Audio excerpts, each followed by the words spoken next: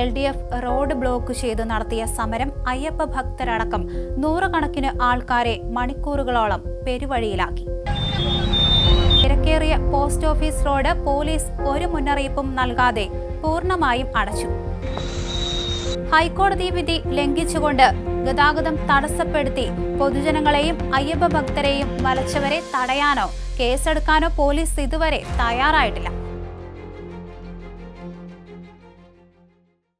നമസ്കാരം. അബാൻ മേൽപ്പാല നിർമ്മാണം കാരണം ഗതാഗതം പൂർണ്ണമായും കുരുങ്ങിക്കിടക്കുന്ന പത്തനംതിട്ട ജില്ലാ ആസ്ഥാനത്ത് LDF റോഡ് ബ്ലോക്ക് ചെയ്ത് നടത്തിയ സമരം അയ്യപ്പ ഭക്തരടക്കം നൂറുകണക്കിന് ആൾക്കാരെ മണിക്കൂറുകളോളം പെരുവഴിയിലാക്കി. ജീപ്പിട്ട് റോഡ് ബ്ലോക്ക് ചെയ്ത് LDF സമരം പോലീസ് സുഗമമാക്കി. ഹൈക്കോടതി വിധിയുടെ നഗ്നമായ ലംഘനം ഇവിടെ പോലീസ് നടത്തുന്നതാണ് കണ്ടത്. മഹാത്മാഗാന്ധി ദേശീയ ഗ്രാമീണ തൊഴിലുറപ്പ് പദ്ധതി അട്ടിമറിക്കാനുള്ള കേന്ദ്ര ഗവൺമെന്റ് നീക്കത്തിനെതിരെ ഇടതുപക്ഷ ജനാധിപത്യ മുന്നണി പത്തനംതിട്ട ജില്ലാ കമ്മിറ്റിയുടെ നേതൃത്വത്തിൽ ഇന്ന് രാവിലെ 10-ന് പത്തനംതിട്ട ഹെഡ് പോസ്റ്റ് ഓഫീസിന് മുന്നിലേക്ക് മാർച്ചും ധർണയും സംഘടിപ്പിച്ചിരുന്നു.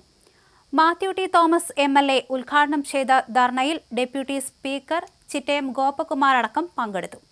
ധർണയ്ക്ക് മുന്നോടിയായി തിരക്കേറിയ പോസ്റ്റ് ഓഫീസ് റോഡ് പോലീസ് ഒരു മുന്നറിയിപ്പും നൽകാതെ പൂർണ്ണമായും അടച്ചു. റോഡിന്റെ പ്രവേശന ഭാഗത്ത് പോലീസ് ജീപ്പ് കുറുകെയിട്ടാണ് ഗതാഗതം തടസ്സപ്പെടുത്തിയത്. തുടർന്ന് ഗതാഗതം പോലീസ് സ്റ്റേഷൻ റോഡ് വഴി തിരിച്ചുവിട്ടു.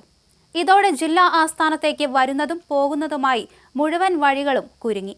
അബാൻ മേൽപ്പാലത്തിന്റെ നിർമ്മാണം നടക്കുന്നതിനാൽ പത്തനംതിട്ട കുമ്പഴ റോഡിൽ ഗതാഗത നിയന്ത്രണമുണ്ട്. ബസ്സുകൾ അടക്കമുള്ള വലിയ വാഹനങ്ങൾ കുമ്പഴയിൽ നിന്നും മൈലപ്രയെത്തിയാണ് ജില്ലാ ആസ്ഥാനത്തേക്ക് വരുന്നത്.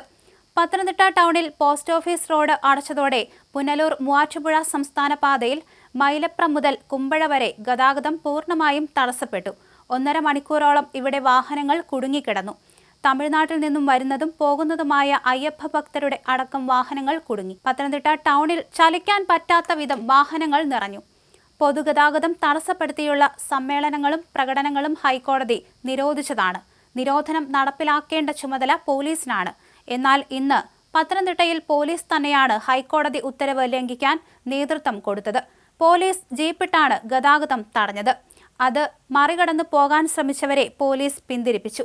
റോഡ് കയ്യേറിയുള്ള സമരം നടക്കുന്നിടത്തേക്ക് വാഹനങ്ങൾ കടത്തിവിടാൻ കഴിയില്ലെന്ന നിലപാടാണ് പോലീസ് സ്വീകരിച്ചത്. ഇത് സംഘർഷത്തിന് കാരണമാകുമത്രേ. എന്നാൽ ഹൈക്കോടതി വിധി ലംഘിച്ചുകൊണ്ട് ഗതാഗതം തടസ്സപ്പെടുത്തി പൊതുജനങ്ങളെയും അയ്യപ്പ ഭക്തരെയും വലച്ചവരെ തടയാനോ കേസെടുക്കാനോ പോലീസ് ഇതുവരെ തയ്യാറായിട്ടില്ല. യാത്രക്കാർ പോലീസിനോട് ക്ഷുഭിതരാകുന്നതും കാണാമായിരുന്നു. ഇതിനിടെ ചെറുതും വലുതുമായ നിരവധി അപകടങ്ങളുമുണ്ടായി. പോലീസിന്റെ വീഴ്ച രഹസ്യാന്വേഷണ വിഭാഗങ്ങളും റിപ്പോർട്ട് ചെയ്തിട്ടുണ്ട്.